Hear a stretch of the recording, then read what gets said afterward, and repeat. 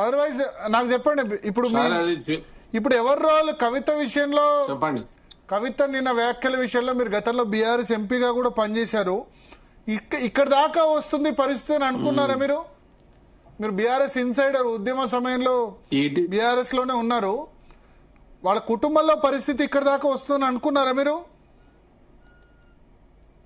ఇక పాప చేసిన వాళ్ళు ఎవరు అనుభవించవలసిన, ఎవరి కుటుంబం ఎవరు చేస్తారు చెప్పండి.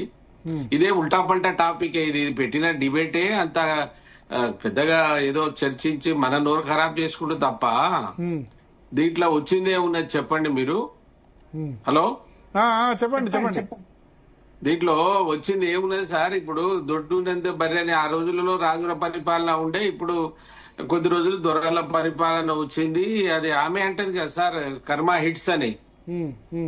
అలా వీరికి ఏమైనా భాగస్వామ్యం ఉందా? 10 ఏళ్లలో మేడం కూడా ఆలోచించాలి కదా. ఏదేమైనా చాలా రోజుల తర్వాత ఆమె కొంత ఆత్మ విమర్శనం చేసుకొని ఏ తప్పులు జరుగుతున్నాయని 10 ఏళ్ల తర్వాత మాట్లాడుతుంది కదా. మరి అది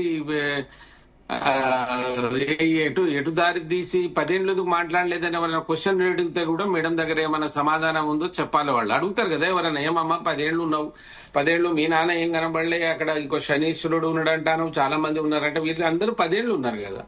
10 ఏళ్ళు 5 సంవత్సరాలు మీరు ఎంపీగా ఉంటుంది. ఆ తర్వాత మీ నాన్న అధికారంలో ఉన్నప్పుడు కూడా ఇంతో అంతో నడుపుతారు. ఆ తర్వాత మీరు ఎమ్మెల్సీ అవుతారు. ఇన్ని అనుభవించిన మీరే మీకెంత బాధ అయితే ఈ తెలంగాణను, ఈ చావులను మోసి తెలంగాణ తెచ్చి చాలా మంది చచ్చిపోయారు కదా మీ స్ట్రోక్ కి. వాళ్ళు ఏం కావాలి? మీకు ఏం దక్కలేదని, ఏదో ఇప్పుడు మీకు ఏం దక్కిందో దక్కలేదో మీరు ముఖ్యమంత్రి కావాలని చేస్తున్నారు. కానీ తెలంగాణ తెచ్చిన పరిస్థితి ఏం సార్? ఏం కావాలి వాళ్ళు? ఏం మాట్లాడారు మీరు చెప్పాలి దానికి సమాధానం. మీరు జర్నలిస్టు, మీరు చాలా అనుభవజ్ఞులు, వాళ్ళ పెద్దలు చెప్పాలి. మేమేం చెప్తాం సార్? ఇది దీనికి కుటుంబానికి సంబంధించి అందరి దగ్గరే, మీకు ఉద్యమ సమయం నుంచి కవిత సార్ వాళ్ళేం హరీష్ రావు దగ్గరే మీకు సార్ ఎవరు మంచి చేస్తే వాళ్ళని ఎవరైనా ఆస్వాదిస్తారు సార్. కానీ ఈ ప్రజాస్వామ్యంలో ప్రజలు మారనంత వరకు ఆమె రేపు ముఖ్యమంత్రి అయినా మనం ఆక్షేపడవలసిన అవసరం లేదు. అటువంటి ప్రజాస్వామ్యంలో అటువంటి ప్రజలు బతికి ఉన్న రోజులు, ఆ డబ్బులు నడిచిన రోజులు, ఆ ఓట్లకు డబ్బులు ఇచ్చి వేసిన రోజులు, ఈ సమస్యలు ధైర్యం చూడండి ఎంత ధైర్యం ఉందో మేడం గారికి.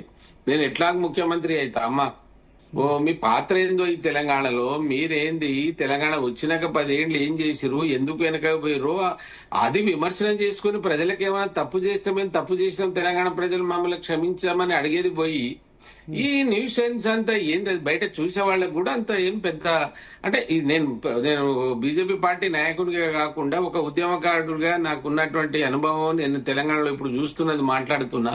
ఏం జరుగుతుంది, ఏం మాట్లాడుతుంది ఆమె? నిజంగా ఇప్పుడు మీరు ఒకటి అన్నారు, మేడం ఎవరు అని వెళ్ళిపోయినారు బీఆర్ఎస్ పార్టీలో. బీఆర్ఎస్ పార్టీ అయితే ఎవరన్నా హౌస్ లో అరగంట 15 నిమిషాలు మాట్లాడడానికి ఇస్తారు సింగిల్ క్యాండిడేట్ కి. మీరున్న కాంగ్రెస్ వెళ్ళిపోయారా? అదే వాళ్ళు కాంగ్రెస్ రోల్ ఉందంటారా మీరు అనేది? రూల్ ఏమున్నదండి, క్లియర్ కనబడుతుంది. 0 hour 1 hour ఉంటది. 0 hour 1 hour ఉంటది, క్వశ్చన్ అవర్ 1 hour ఉంటది. మీరు ఆమెకి ఏమున్నదని ఏడిపించారు అంటున్నా. మీ వెనక లేకపోతే మీకు ఏంది సింపతి? ఏం చెప్పాలి? అది బయట రోజు చెప్తుండే సోషల్ మీడియాలో ఆ మేడం ప్రతి క్షణం ప్రతిరోజు అంత చెప్తుంది. దాన్ని ఒక చట్టసభలో అంత సమయం చెప్పించడానికి అది ప్రజలకు సంబంధించిందా? మరి బాధ చెప్పుకోవచ్చు సార్, దాని తప్పు లేదు. కానీ ఒక ప్రజాస్వామ్యం, ఒక చట్టబద్ధత అయినటువంటి చట్టసభలో ఏం మాట్లాడాలి భరత్ గారు? ఇవి కాదు కదా, కుటుంబ సమస్యలు కాదు కదా. దానికి కాంగ్రెస్ పార్టీ ఇచ్చారు కనుక ఇప్పుడు ఏమంటున్నారు? కాంగ్రెస్ దీని రేవంత్ రెడ్డి ఇచ్చిన బాణమే అంటున్నారు. 3 రంగుల చీర కట్టుకొని పోవడము అది ఇది జరుగుతా కొంత టాక్ వస్తా ఉంది. ఎందుకు ఇది అంత అవకాశం ఇస్తున్నారు? ఒక 10 సంవత్సరాలు తెలంగాణ ప్రజలు అనుకున్నారు కేసీఆర్ గారు తెలంగాణ రాష్ట్రం రావడానికి ఆయనను ముందు నడిపి మనం అందరం పనిచేసినాం. ఆయన ఒక్కటి తీసుకొచ్చిన దానికి ఏం లేదు. ఆయన అన్నదానికి మనం కూడా అందరం సహకరించి తీసుకొచ్చి ఇచ్చినటువంటి మీకు తెలుసు, మాకంతా తెలుసు. అదే సరిపోయింది. ఇప్పటికి మేము తప్పు చేసినాం, ఆత్మవిమర్శన చేసుకొని మళ్ళీ ప్రజలకు ఏమైనా చేసిన తప్పును సరిదిద్దుకోవాలంటే ఆ కుటుంబం ఒకటిగా లేదు. ఇప్పుడు వాస్తవానికి వాళ్ళే అంటాను కదా ఆయన ఏదో ఉరేయాలని.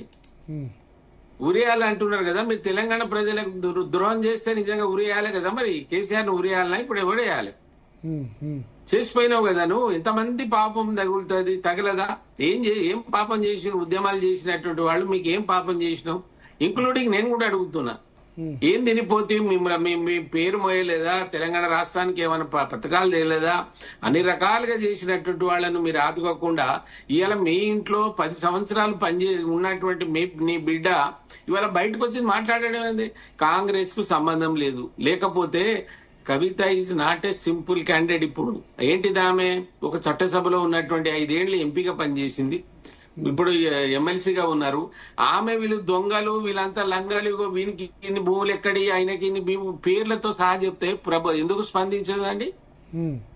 స్పందించకపోవడానికి కారణం ఏంటిది? మీరు ఒకటి కదా, బీజేపీకి ఏ సంబంధం అండి వాళ్ళతోని? చూస్తారా వాళ్ళ దిక్కు? చూసే పరిస్థితి ఉందా? బీజేపీ ఏమవసరం? ఈ దేశాన్ని 20 రాష్ట్రాల్లో పరిపాలిస్తుంది, బ్రహ్మాండంగా క్షేత్రస్థాయిలో తెలంగాణలో బీజేపీ వెళ్ళిపోయింది. వాళ్ళతో మాకేం పని అని మేము మళ్ళా బీజేపీ వాళ్ళని సపోర్ట్ చేసి 100% కాంగ్రెస్ చేస్తున్నట్టు నిన్న మీరు వాషింగ్ పౌడర్ నిర్మా కదా, వాషింగ్ పౌడర్ నిర్మా కదా బీజేపీ. వాషింగ్ పౌడర్ నిర్మా అంటే అన్ని ఈడీ సిబిఐ కేసులు అన్ని మాయమైపోతాయి, బీజేపీలో జాయిన్ అయిపోతాయి. ఇప్పుడు అవన్నీ వాళ్ళ అంత అవసరం లేదు సార్. తీసుకొని ఇవన్నీ మాయం చేయవలసిన అవసరం ఇక్కడ బీజేపీ కవితను తీసుకొనే చేయవలసిన అవసరం భారతీయ జనతా పార్టీకి లేదు. ఆమెను అసలు ఎందుకు వారు ఆ స్థాయిలో బయటకు వచ్చి, అంటే నేను ఎందుకు ఇది నాకెందుకు బాధ అనిపించింది అంటే, మేడం మీరు ఒక్కరే కాదు కవిత మేడం గారు, మీ నాన్న మిమ్మల్ని మోసం చేసి, మీ నాన్న చాలా మందిని మోసం చేసిండు కదా, దాని మీద ఎందుకు మాట్లాడతలేవు? ఎన్నిసార్లు మాట్లాడినావమ్మా? నేను ఒక గిరిజన బిడ్డను, ఈ దేశంలో మొదటి PhD ఉంది, 140 క్వశ్చన్లు వేసిన నీ మీద. ఇలా రామప్పకు గుర్తింపు వచ్చిందంటే సీతారాం నాయక్, గిరిజన యూనివర్సిటీ వచ్చిందంటే సీతారాం నాయక్, కోచ్ ఫ్యాక్టరీ వచ్చిందంటే సీతారాం నాయక్. నీ సిట్టింగ్ సీట్ తీసి ఎవరికి ఇచ్చినామా? తెలంగాణ ద్రోహికి ఇచ్చినప్పుడు నీకు గుర్తు రాలే? ఎందుకు మాట్లాడలేదు? మీరు ఇవాళ మీకు అందరు తెలంగాణ ద్రోహం వాళ్ళ గురించి మాట్లాడతా, వీళ్ళ గురించి మాట్లాడతానంటే మీకు ఎందుకు రాలే?